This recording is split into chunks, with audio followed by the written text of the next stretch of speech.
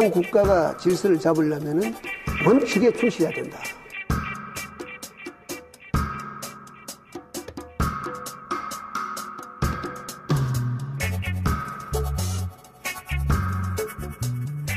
이제 표현을 해도 되는 건지를 사실 망각하게 돼요. 점점 당연히 이건 이야기할 수 없고 당연히 이건 안 해야 된다고 생각을 하거든요.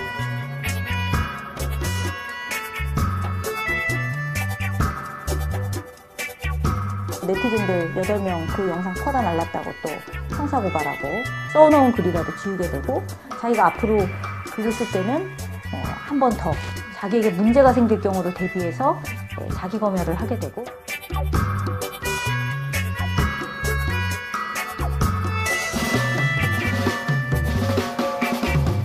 마치 지금 이 사회는 자기가 모든 걸 표현할 수 있고 자기가 하고 싶은 말 다 할 수 있고 자기 느낀 대로 행동할 수 있다고 얘기하지만 절대 그렇지 않다. 권력의 입맛에 맞는 말만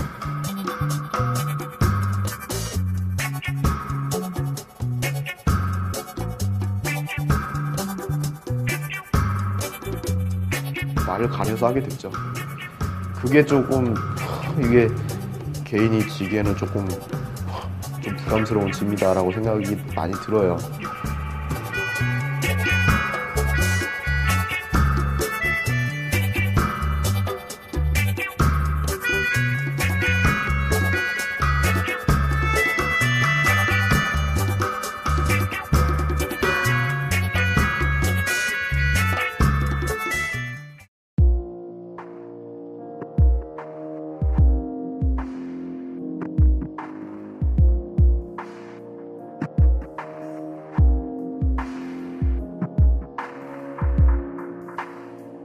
저는 그냥 표현의 자유가 인간은 되게 인간이라면 자기의 어떤 생각, 자기의 느낌, 자기의 어떤 마음 이런 것들을 이렇게 드러내고 싶은 그런 욕구 중에 하나라고 저는 생각을 하거든요.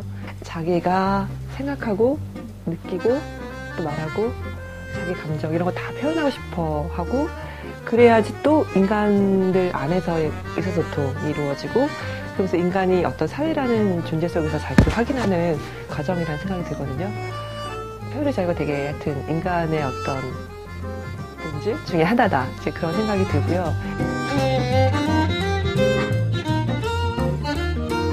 뭔가 쓸기도 하고 그다음에 어떤 그림도 그리고 그다음에 카메라로 찍기도 하고 집단으로서 표현하는 권리도 있는 거예요. 그 집단으로 표현하고 집단으로 행동할 권리 이런 게 이제 집회 시위 자유라든지 그다음에 어떤 노동자들의 어떤 단결권이라든지 이런 표현도 그 표현의 자유 영역에 같이 두루 포함이 되는 거라고 생각하시면 될 것 같고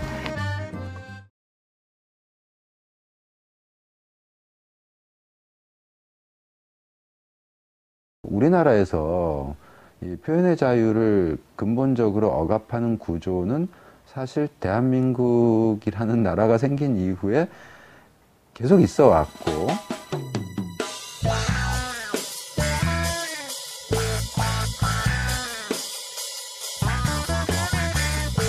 남자가 여자 흉내를 내면 어떻게 사는 것인가. 모든 사람들의 눈살을 찌푸리게 하는 이런 장발족들. 그 근본적인 법제도들은 크게 변하지 않은 상태에서 표현의 자유라고 하는 것은 뭐 사실 정말 민주주의의 꽃으로 그렇게 발현이 되었다라고 볼 수 있는 시절은 지금까지 거의 없었죠.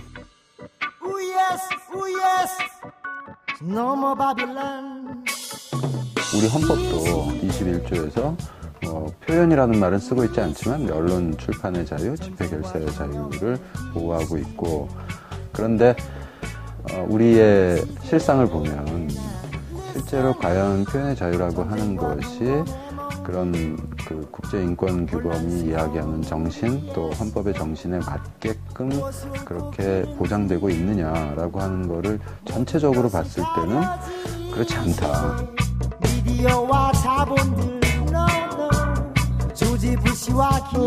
정말 이름 없는 그 감남 을려들 방송에도 어디 나갈 일 없고 책도 평생 쓸 일이 없는 사람들에게 미디어라는 게 손에 쥐어진 건 인터넷이 등장하면서부터 처음이라고 저는 생각을 해요. 우리 시대나 이 시대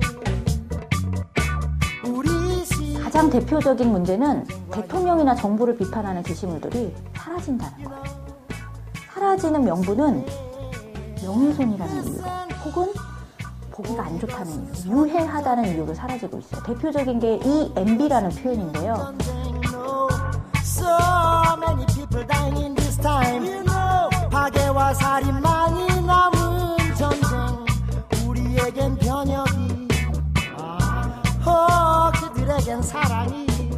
소비자 운동을 막 사람들이 하면서 뭐 여러 가지로 이제 문제 제기를 하거나 반발을 하거나 그래갖고 뭐 게시판에 몰려가거나 불매운동 목록을 정리하거나 이런 것에 대해서도 뭐 불법이다.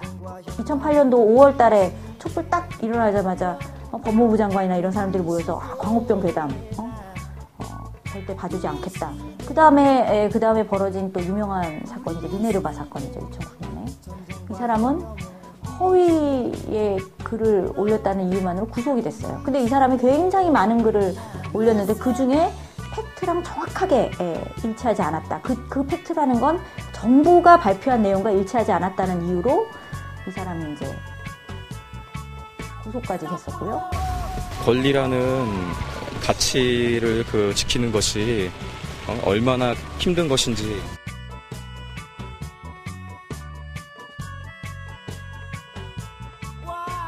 불법적인 내용에 대해서는 적어도 법원이 판별을 하고 불법이다 아니다.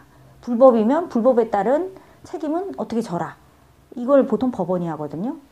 근데 지금 한국에서는 인터넷 분야에서 그런 내용에 대한 판단이나 조치를 정부가 하고 있거든요. 그걸 이제 행정심의라고 부르는 거죠. 방송통신심의위원회라는 그 기구가 바로 행정기구이죠. 이걸 어떻게 해야 될까 하고 생각을 할 때 정부가 저희가 나서겠다. 걱정하지 마시라. 정부가 안 좋은 거는 뭐 아예 인터넷 사라지게 해주겠다라고 나설 때 그런 이제 정부의 권력을 어디까지 우리가 인정을 할 것이냐. 이게 사실 문제의 핵심이에요.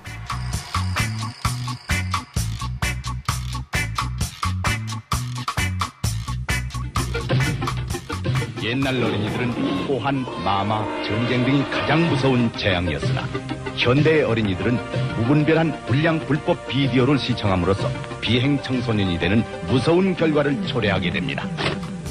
우수한 영상 매체인 비디오.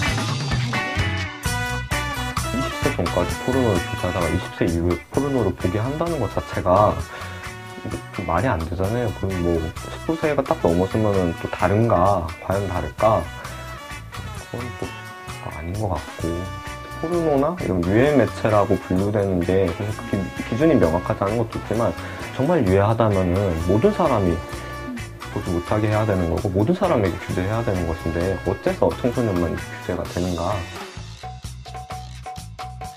유해한 이렇게 좀 두리뭉실하잖아요. 보통 보면은 유해 매체물 중에는 동성애가 들어가 있는 부분도 이제 유해 매체라고 보고 이러한 유해 매체에 대한 명확한 정의와 모두가 인정할 수 있는 그런 정의가 우선적으로 내려져야 된다.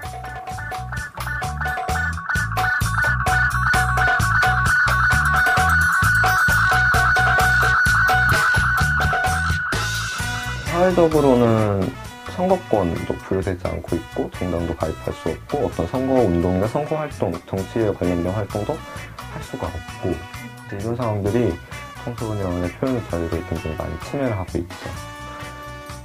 학교나 사회에서 청소년식에 계속 이렇게 표현 부분에 있어서 제약을 받고 검을 당해오고 자꾸 이렇게 처벌을 받게 되니까 자연스럽게 저거는 나와 관련 없는 일이야. 저거는 이제 내가 신경 꺼야 되는 일이야. 내가 입 닫고 있어야 되는 일이야. 라는 것을 자꾸 이렇게 무의식적으로 하게 되는 것 같아요.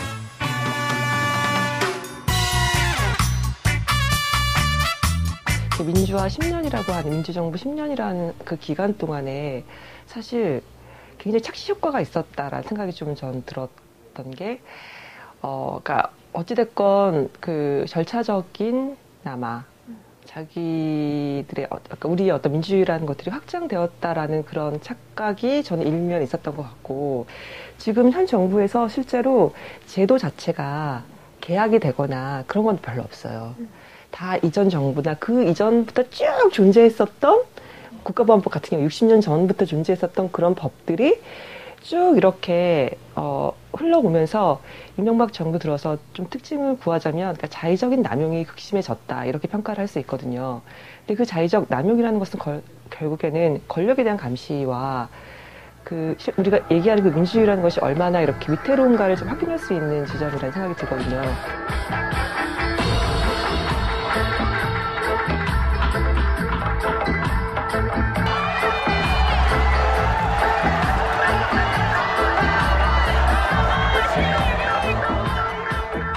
집회 시위 관련해서 금지 통보 비율이 굉장히 월등하게 높아졌고요.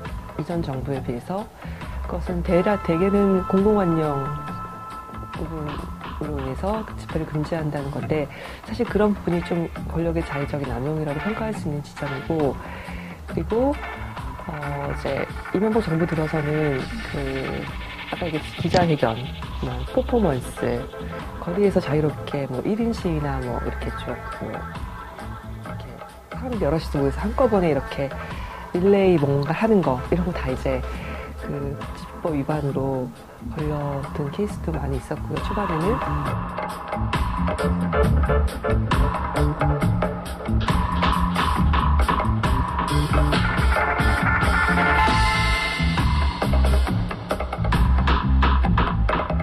여러분은 지금 민심로 불법 집회를 하고 있습니다. 1차 해산 명령합니다.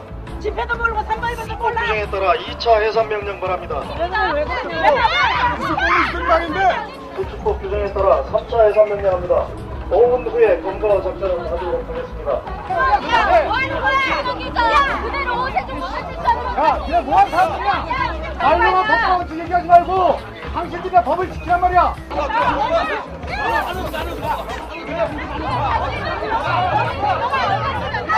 경찰이 만들어 놓은 합법의 틀을 조금만 벗어나면 곧바로 사법처리 대상이 되는 현실. 그래서 촛불이 지나고 나서 굉장히 이렇게 입건자도 많고, 그걸로 인해 형사처벌을 감내하는 경우도 많이 있고요. 또 이제 집시법 외에 일반 교통 방해라든지 경범죄라든지 이런 식의 법률을 갖고 꼼수를 갖고 더 이렇게 거리에서 표현의 자유를 행사하는 사람들을 처벌하는 그런 사례가 많이 늘어났죠. 박정훈 씨 사례라든지 아니면은 주의식 그림이라든지 그런 것들은 그러니까 우리가 그러니까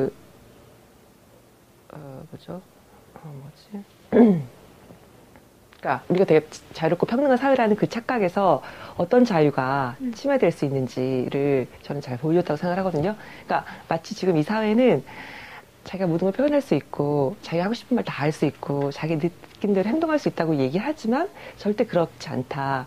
권력의 입맛에 맞는 말만 허용될 수 있고 그 외적인 것들은 철저하게 찝어서 제지당하고 제약당하는 사회라는 것들을 좀 이런 일련의 사건들을 통해서 이제 느끼게 되는데,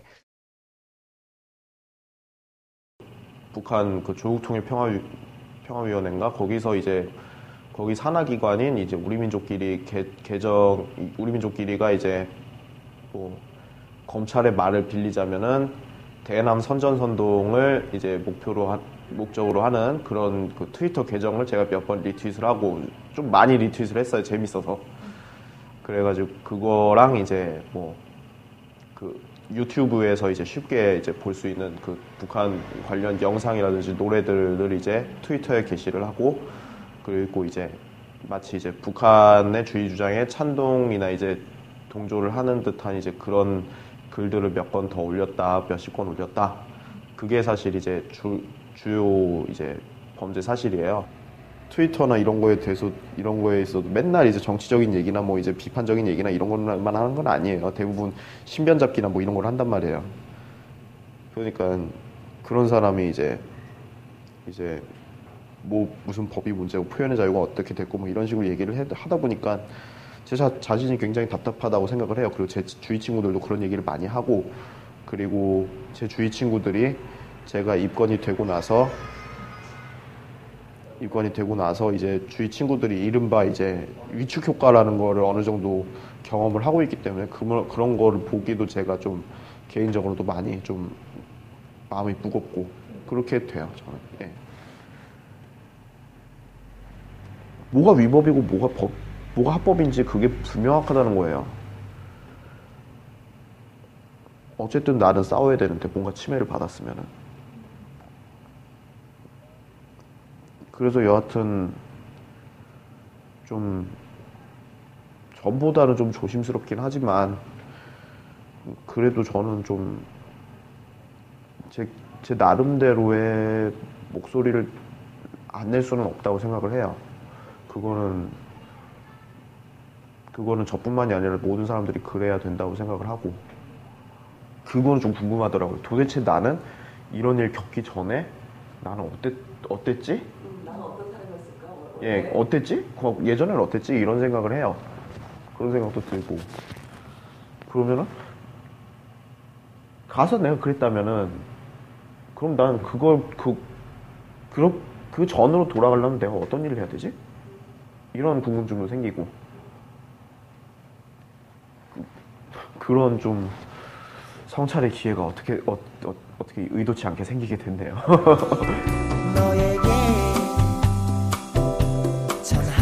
선거권 얘기를 하면은 그러시는 분들이 있어요. 그럼 몇 세까지 내려야 되냐, 현실적으로 몇 세까지 내려야 되는 거냐 이렇게 물어보시는 분들인데, 거꾸로 생각해서 몇 세까지 내리냐가 아니라 청소년들에게 이걸 보장해야 된다라는 생각을 가져야 되는 거라고 생각하거든요. 몇 세를 더 내리냐, 몇 세까지를 보장하지 않을 거냐의 문제가 아니라 이제 모두 다에게 보장해야 된다. 근데 어떻게 실현할 거냐라는 부분으로 생각을 해야 되는 거죠. 표현의 자유라는 게 그런 거잖아요. 자기가 싫어하는 듣기 싫어하는 말도 누군가는 할 수 있는 그런 자유가 표현의 자유잖아요. 듣기 좋은 말만 하면 그게 무슨 표현의 자유예요. 그런 사람이 처벌받지 않는 게 표현의 자유죠. 그런 말을 하는 사람도 처벌받지 않는 게. 그걸 없앤다라고 하면은 뭐 자연스럽게 표현의 자유가 보장되고 민주주의가 성숙하게 될 것이다라고 장담하지는 아무도 장담은 못하죠. 그렇지만 그것이 그런 식의 어떤 장애물들, 장벽들이 제거되지 않는 한 우리는 표현의 자유를 누릴 수 있는 기회조차 갖지 못하는 상태가 되는 것이기 때문에 이제 그렇게 하기 위한 출발점으로서 표현의 자유를 억압해왔던 그 장벽들을, 장애물들, 규제들을 철폐해야 된다라는 이야기를 출발점으로 하는 것이죠. 빛나는 태양을 가릴 수는 없으리. 언젠가 날이 온다면